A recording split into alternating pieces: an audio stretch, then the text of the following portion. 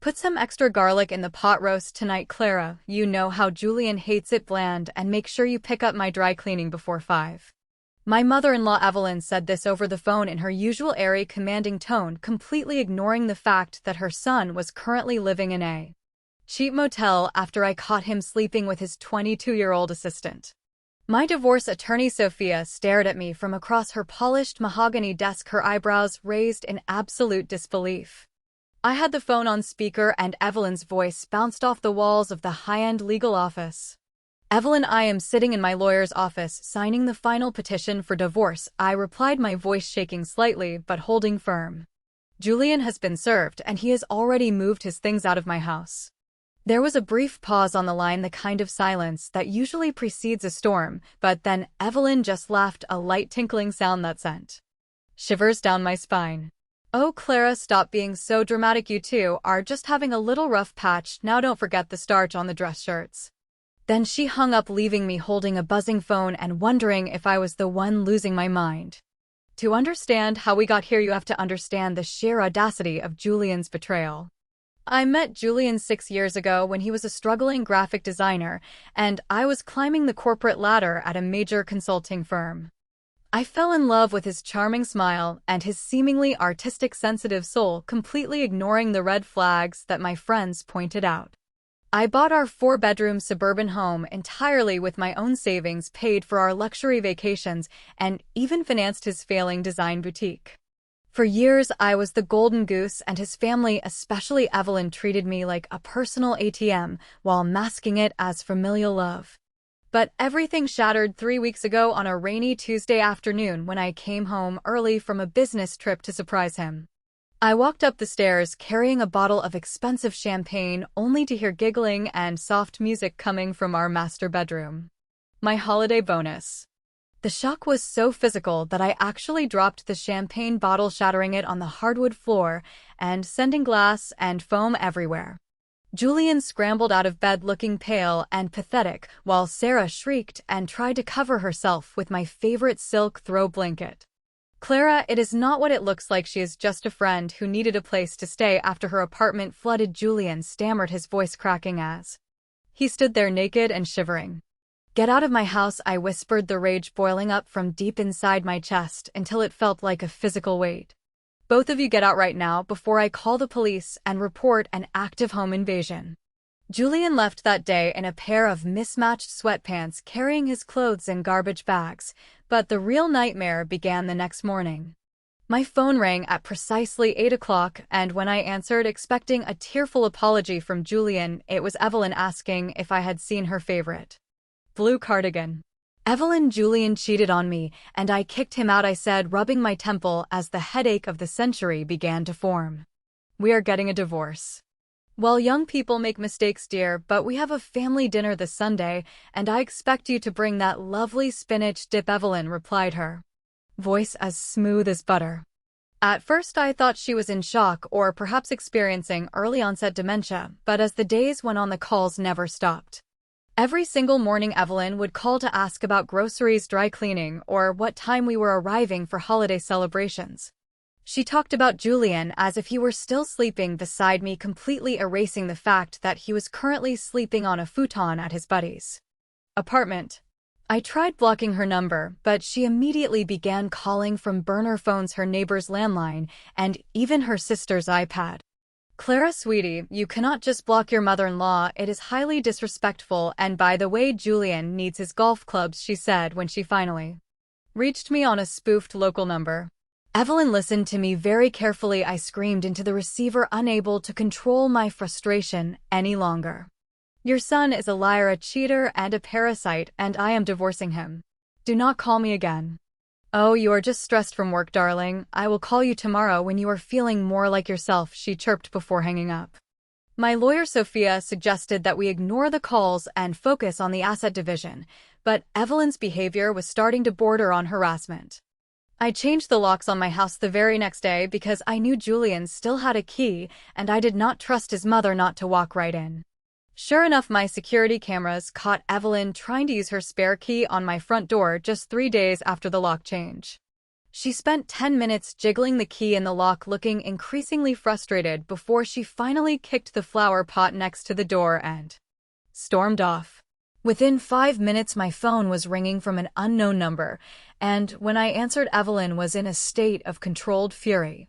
"Clara, what is the meaning of this? Why does my key not work on your door? I have groceries that need to go in the freezer."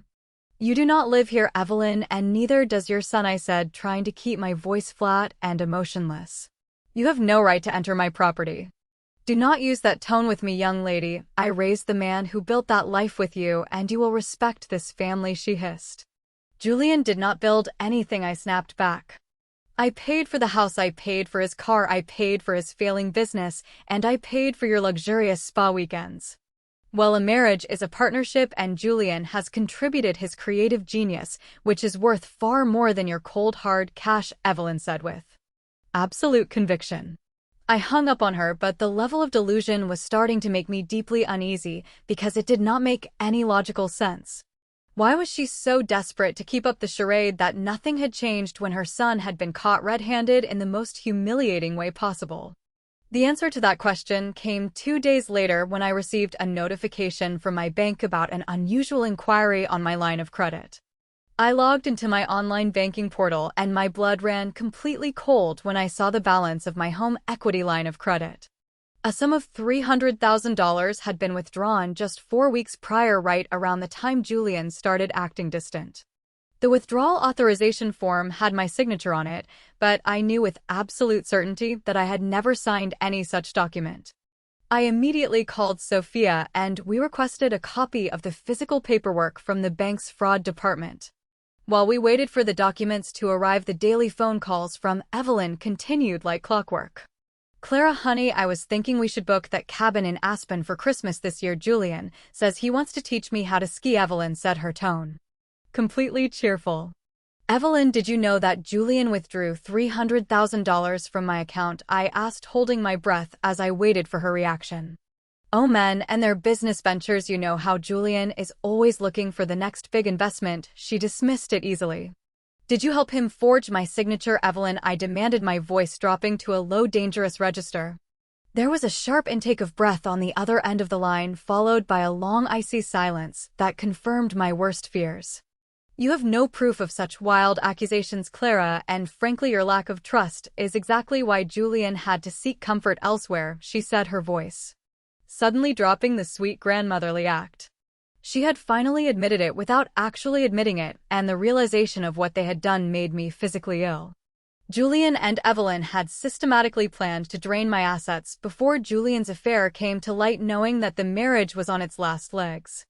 An hour later, Sophia called me with the certified copies of the loan documents from the bank's fraud department. The signature on the cosign agreement was a clumsy imitation of mine, but the notary stamp on the document was what caught Sophia's eye.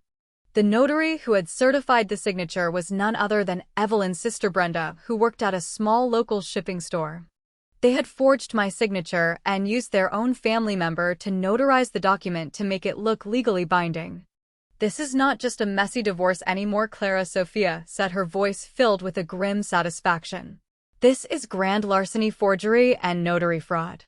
We can go to the police right now and have them both arrested, but I want to make sure we have every single paper trail secured first." Sophia advised me to play along with Evelyn's calls for just a few more days to gather more information and avoid tipping them off. So the next morning, when Evelyn called to ask if I wanted her to drop off some of her famous chicken soup, I took a deep breath. "That sounds lovely, Evelyn," I said, trying to sound tired and defeated. "I have been so stressed with everything lately." "I knew you would come to your senses, darling. Julian is so lonely in that dusty motel room. He misses his wife so much," Evelyn said, her voice dripping with false sympathy. "We should all have dinner this Sunday at my house to talk about how we can move past this little misunderstanding," she suggested. I agreed to the dinner and told her I would bring the documents to discuss our future finances, which made Evelyn practically squeal with delight. Over the next 48 hours, my legal team worked tirelessly with the bank's fraud investigators and the local police department. We discovered that the $300,000 had been deposited directly into Julian's business account and then immediately wired to a offshore account in Evelyn's name. They were planning to use my hard-earned money to buy a luxury retirement villa in Costa Rica where Julian and his mistress could live comfortably. Evelyn's constant daily calls were not just delusional gaslighting, they were a calculated attempt to keep me calm and distracted while they finalized the transfer. They needed me to stay quiet and not check my accounts until the funds were completely cleared and out of reach of the U.S. banking system. On Saturday evening, I received a text message from a number I did not recognize, and when I opened it, my heart stopped. It was a photo of a positive pregnancy test followed by a message from Sarah, the mistress. Julian and I are going to be a family, Clara, and your money is going to build our baby's nursery, so you might as well just sign the divorce papers and let him go. I stared at the screen, feeling a strange mixture of disgust and absolute clarity because the puzzle pieces had finally fallen into place. They thought they had won. They thought they had outsmarted the high-earning corporate lawyer who had supported them for years. The next day, Sunday, arrived, and the weather was gray and overcast, matching the cold determination that had taken over my entire being. I drove to Evelyn's house, which was a beautiful colonial-style home that I had partially funded through various home improvement loans over the years. I parked my car in the driveway and noticed Julian's luxury sports car, which was also paid for by me, parked right next to the garage. As I walked up the porch stairs, I could hear the sounds of laughter and clinking glasses coming from inside the house. I opened the front door without knocking and walked into the dining room where Evelyn, Julian, and Sarah were all sitting around the table. They were drinking expensive wine from my personal collection and eating a lavish spread of food that had undoubtedly been bought with my money. Julian froze when he saw me, his wine glass stopping halfway to his mouth, while Sarah smirked and patted her flat stomach mockingly. Evelyn was the first to recover, rising from her seat with a wide fake smile that did not reach her cold, calculating eyes. Clara, darling, you made it. We were just celebrating the wonderful news about the baby. Now come sit down and let us talk like civilized adults. I did not sit down. Instead, I stood at the head of the table looking at the three of them with a cold detachment that seemed to make Julian nervous. You look beautiful, Clara, Julian said, trying to use his usual boyish charm that had worked on me for so many years. I am so sorry for everything, but we can work this out. We really can't, Julian, I replied, pulling a thick manila folder from my leather briefcase and tossing it onto the center of the dining table. What is this? Evelyn asked, her smile faltering slightly as she looked at the official-looking documents.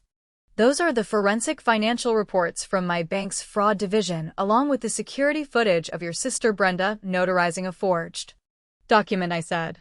Julian's face went completely pale, his hand shaking so violently that he spilled red wine all over the white tablecloth. Clara, please let us discuss this privately, Julian pleaded, trying to stand up, but his knees seemed to give out beneath him. There is nothing left to discuss, Julian, because the police are already outside and they have warrants for both you and your mother. As if on cue, the loud wail of police sirens filled the quiet suburban street, and the flashing red and blue lights began to reflect off the dining room windows.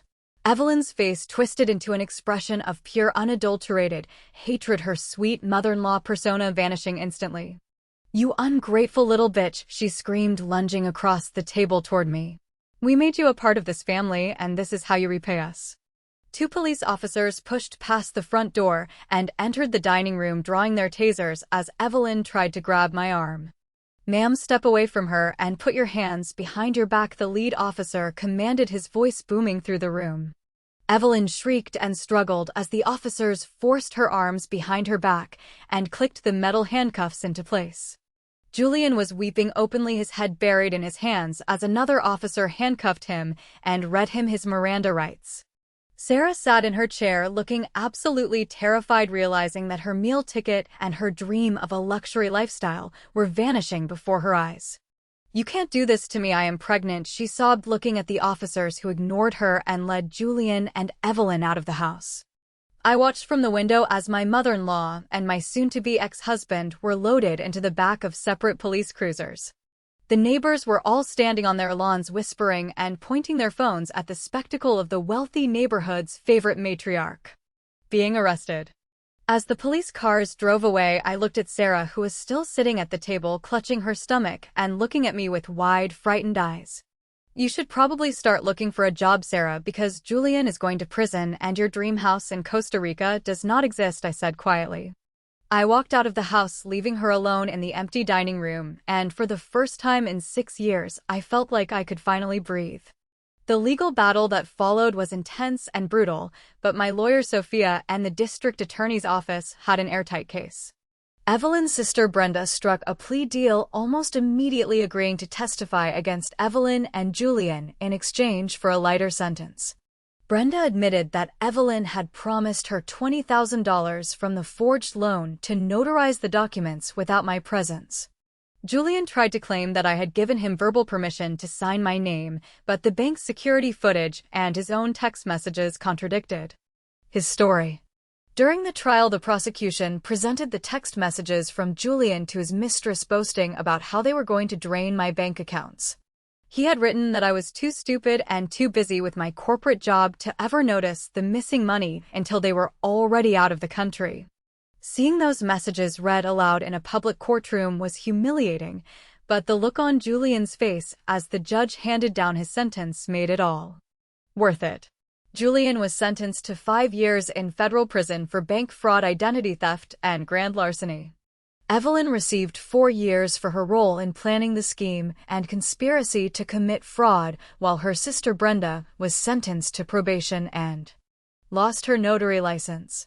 The court ordered the immediate return of the $300,000, which had fortunately been frozen by the bank before it could be fully cleared in the offshore account. In addition to the return of my money, the judge awarded me the entirety of our marital home and all of Julian's remaining assets as part of the divorce settlement. Julian's precious design boutique was liquidated to pay off my legal fees and the outstanding debts he had accumulated during our marriage. His luxury sports car was repossessed and sold at auction, leaving him with absolutely nothing but a prison uniform and a criminal record. Sarah left Julian the moment his assets were frozen, realizing that he was not the wealthy businessman he had pretended to be. She gave birth to a baby boy a few months later, but she was forced to move back in with her parents and struggle on a minimum wage salary. I sold the suburban house that held so many painful memories and bought a gorgeous modern loft in the heart of the city. The loft has floor-to-ceiling windows that overlook the city skyline, and there is not a single piece of furniture that reminds me of my past life. I also received a massive promotion at my consulting firm along with a significant raise, which allowed me to rebuild my savings faster than I ever thought possible. My life is now filled with peace, quiet, and a deep sense of accomplishment because I built my success with my own hard work. Sometimes my phone rings, and for a brief second my heart rate spikes as I expect to hear Evelyn's voice asking about her dry cleaning. But then I look at the screen and see the name of a friend or a colleague, and I smile, realizing that the nightmare is finally over. They tried to ruin my life and take my hard-earned money, but in the end they only succeeded in destroying themselves. I have blocked every single member of their toxic family, and I have made it clear that any attempt to contact me will result in immediate legal action.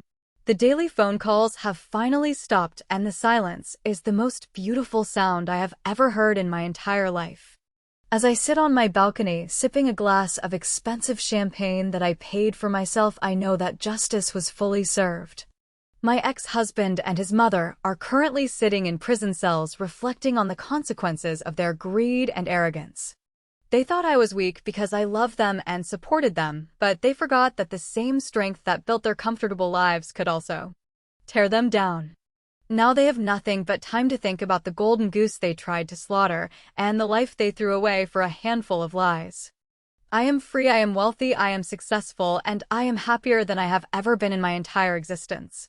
I have started dating again, meeting men who actually have their own careers and who respect me for my intelligence rather than my bank account. My friends tell me that I look younger and more vibrant than I did during my marriage, as if a heavy weight has been lifted from my shoulders. I will never let anyone take advantage of my generosity again, and I will always trust my instincts when something feels too good to be true. The story of my marriage is a reminder that some people will pretend to love you just to feed off your success and your kindness. But it is also a reminder that when you fight back with the full force of the law and your own intelligence, you can overcome any betrayal. I watch the sunset over the city's skyline, feeling a deep sense of gratitude for the life I have managed to reclaim from the ashes of their deceit. The past is behind me and the future is incredibly bright, filled with endless possibilities and absolute freedom. Every morning I wake up to the sound of birds chirping outside my loft window instead of a manipulative phone call demanding my labor. I make my own coffee, read the morning news, and walk to my high-paying corporate job knowing that every single penny I earn belongs to me. There are no more secret bank accounts, no more forged signatures, and no more lies hiding in the corners of my beautiful home. My credit score has been fully restored, and the bank issued a formal apology for their lack of oversight in the forged loan documents. I even received a small settlement from the bank for the emotional distress caused by their negligence, which I used to take myself on a 3-week luxury vacation to Italy. While Julian was eating prison cafeteria food, I was sipping wine in a private villa in Tuscany, looking out over the rolling hills of the Italian countryside. While Evelyn was scrubbing prison floors, I was being pampered at a 5-star spa resort, enjoying the peace and tranquility that I had worked so hard to defend. The contrast between our lives is the ultimate proof that karma does not miss a single detail when it comes to delivering justice. I am the survivor of a calculated financial and emotional assault, and I emerged from the battle stronger, wealthier, and more powerful than before. If anyone ever finds themselves in a similar situation, surrounded by manipulative in-laws and a cheating spouse, my advice is to never stay quiet. Do not let them gaslight you into believing that you are the one who is crazy or that you are being too dramatic about their betrayals. Document everything, run your credit reports, hire the best legal team you can afford, and let the law do its job without showing any mercy. The people who try to steal your peace and your hard-earned success do not deserve your pity or your forgiveness. They deserve to face the full consequences of their actions, even if those consequences mean spending years behind federal prison bars. My ex-mother-in-law wanted me to keep up the charade of a happy marriage so she could keep living off my bank account and my labor. But she made the fatal mistake of underestimating my intelligence and my willingness to fight for my own survival. Now she has all the time in the world to realize that some daughters-in-law cannot be manipulated or broken. I have rebuilt my life on a foundation of truth, strength, and independence, and no one will ever be able to shake that foundation again. My story is not one of defeat, but of absolute triumph over those who sought to exploit my kindness and my success. The silence on my phone is the sweetest victory of all, a daily reminder of the freedom and peace that I fought so hard to win back. I am Clara, and I am the sole author of my own destiny from this day forward. As the years pass, I know that the memory of their betrayal will continue to fade, leaving only the strength and wisdom I gained from the experience. I look forward to every new day with excitement and confidence, knowing that I am the master of my own life and my own happiness. The chapter of my life involving Julian and Evelyn is officially closed, and the book of my future is filled with empty pages waiting to be written. I will write those pages with joy, laughter, and the absolute peace of mind that comes from knowing I am completely safe and completely free. My journey has taught me that the most powerful thing a person can do is to refuse to be a victim in their own life. I stood up to the monsters who tried to destroy me, and I watched them fall while I rose higher than ever before.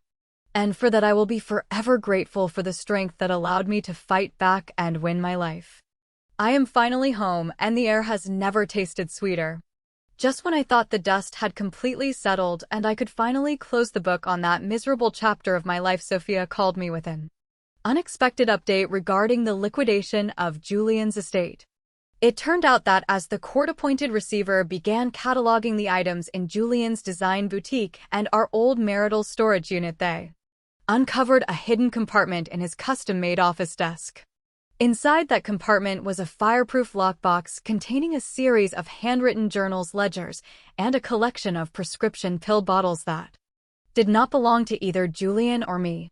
Sophia advised me to meet her at the precinct immediately because the detectives handling the fraud case had already opened the box and discovered something far more sinister than financial theft. My heart hammered against my ribs as I drove downtown, the familiar anxiety creeping back into my chest before I forced myself to take a deep breath and remember that I was no longer the defenseless woman they had preyed upon. When I arrived at the station, Detective Miller, a gruff man who had been instrumental in Julian's arrest, escorted me and Sophia into a private consultation room. On the metal table sat several clear plastic evidence bags containing a leather-bound notebook and 3 amber pill bottles with the labels partially torn off. Clara, we originally thought this was a straightforward case of bank fraud and identity theft. Detective Miller began, his voice dropping to a serious tone. But after reading through your ex-husband's journals and analyzing the chemical contents of these bottles, we have reopened the investigation under charges of conspiracy to commit grievous bodily harm and attempted chemical poisoning. I stared at him, my mind struggling to process the words as Sophia reached over and squeezed my hand in support. The detective explained that the journals detailed a highly coordinated plan created by Evelyn and executed by Julian over the final 18 months of our marriage. According to Julian's own written confessions, Evelyn had convinced him that the easiest way to secure my entire estate without a messy divorce was to make me mentally and physically incompetent. They had been secretly dosing my morning coffee and the specialized herbal teas Evelyn brought over every week with high doses of prescription sedatives and heavy metal toxins. Evelyn's daily phone calls to me were not just a symptom of her delusion or a way to distract me from the bank fraud, they were her way of monitoring my physical and mental decline. She was checking to see if my speech was slurring, if I was experiencing the chronic fatigue they were deliberately inducing, and if I was becoming confused enough for them to declare me legally unfit. The journals detailed how they hoped I would eventually have a catastrophic accident on my commute to work or become so debilitated that Julian could easily step in as my legal guardian and take full power of attorney. I sat in absolute silence as tears of pure shock and horror streamed down my face, realizing that the bouts of unexplained dizziness, brain fog, and extreme fatigue I had suffered during my last year of marriage were not caused by work stress. They were actively trying to destroy my mind and my body while I was working 80 hours a week to pay for their luxurious lives. The pill bottles found in the desk contained liquid thallium and high-potency prescription sleeping pills, which matched the exact chemical residues the police forensic team later found on the vintage teapot Evelyn had gifted me. I immediately agreed to undergo a full medical evaluation and toxicological screening, which Sophia coordinated with a forensic specialist. The medical reports came back a week later showing that although my body had naturally detoxified over the past few months, there were still trace amounts of heavy metals in my hair follicles that perfectly matched the timeline of the poisoning.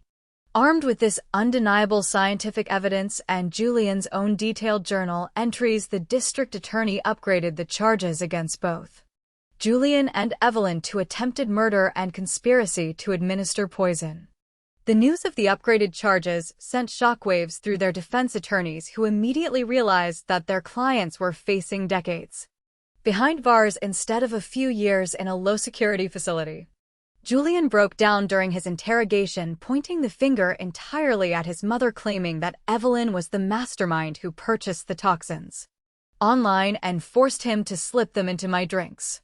Evelyn, on the other hand, tried to plead insanity, claiming that she was just a loving mother trying to help her stressed daughter-in-law relax. But the prosecution presented the digital footprint on Evelyn's personal computer, which showed hundreds of searches for untraceable poisons, methods to induce artificial dementia, and templates for power of attorney documents. The subsequent trial was a media sensation in our local community, with the local news outlets dubbing Evelyn the toxic mother-in-law. I sat in the front row of the courtroom every single day, wearing my sharpest tailored suits, looking directly into the eyes of the two people who had tried to slowly end my life for a paycheck. Julian could not even look in my direction, keeping his head bowed and weeping like a child while his lawyer desperately begged the judge for leniency based on his cooperation with the police. Evelyn remained defiant until the very end, glaring at me from the defense table, her hands trembling in her shackles as the prosecutor read her cold, calculated search history to the jury. The jury took less than 2 hours to return a verdict of guilty on all counts for both defendants.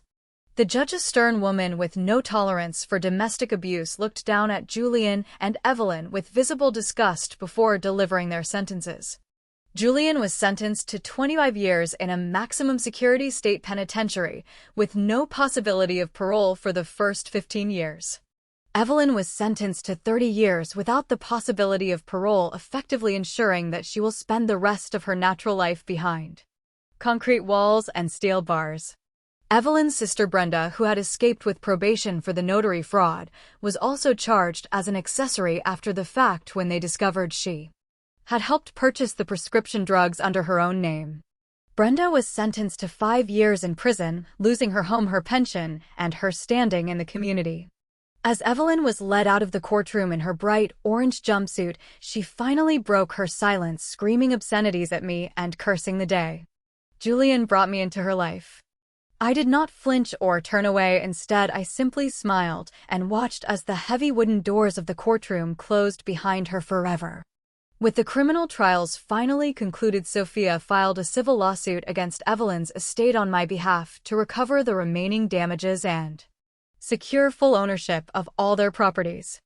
We successfully seized Evelyn's colonial home, which was sold at a premium public auction to pay for my medical bills, legal expenses, and the punitive damages awarded by the court.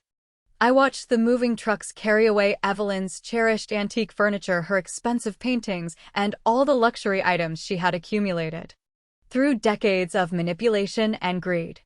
The proceeds from the sale of her house, along with the remaining funds in her offshore accounts, were transferred directly into my investment portfolio. Sarah, the former mistress who had bragged about building a nursery with my money, was completely evicted from her apartment after Julian's bank accounts were seized. She tried to sue Julian's estate for child support, but there was absolutely nothing left for her to claim as the court had prioritized my victim restitution above all other debts.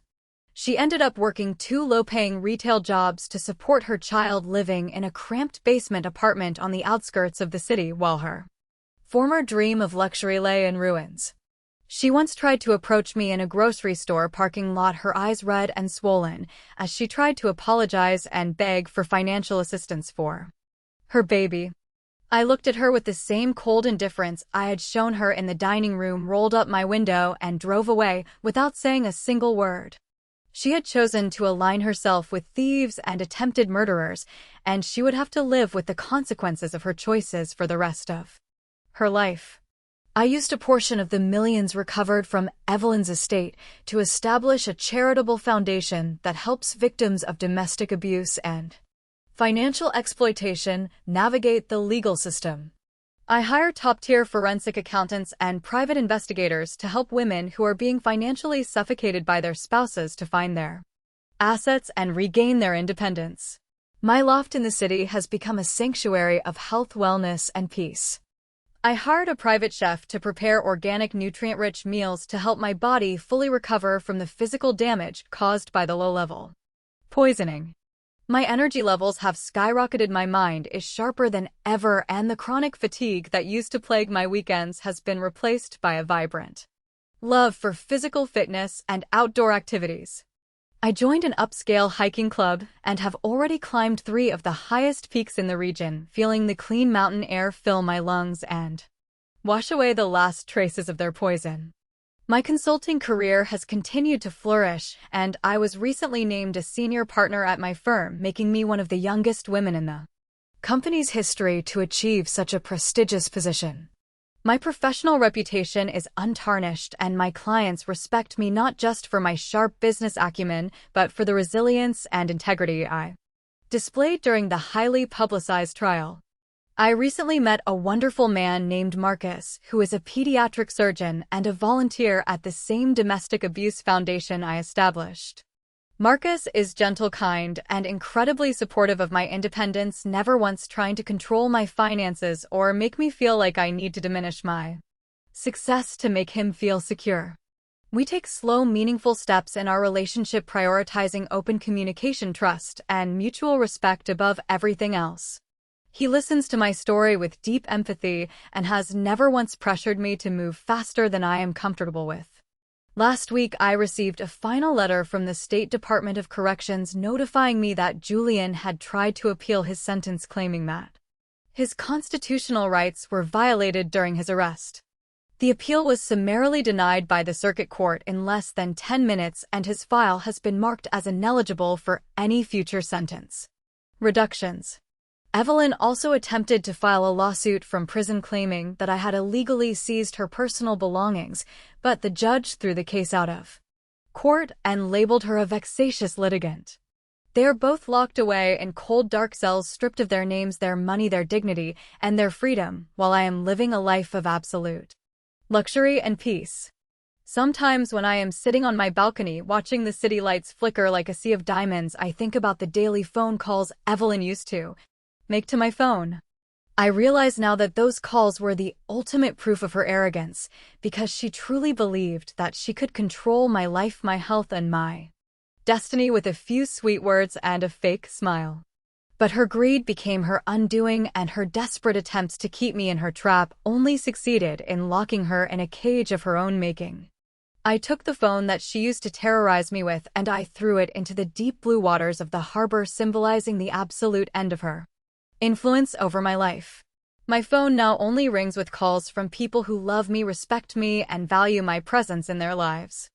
I have surrounded myself with a chosen family of loyal friends, dedicated colleagues, and a partner who treats me like the queen that I am. I have survived the darkest betrayal a person can experience, and I have emerged from the fire as a warrior. The toxic legacy of the family I married into has been completely erased, replaced by a legacy of strength, empowerment, and unstoppable success. The air in my home is pure, the thoughts in my mind are clear, and my heart is filled with an unshakable sense of peace. I have won the ultimate victory, and there is absolutely nothing they can ever do to take that away from me.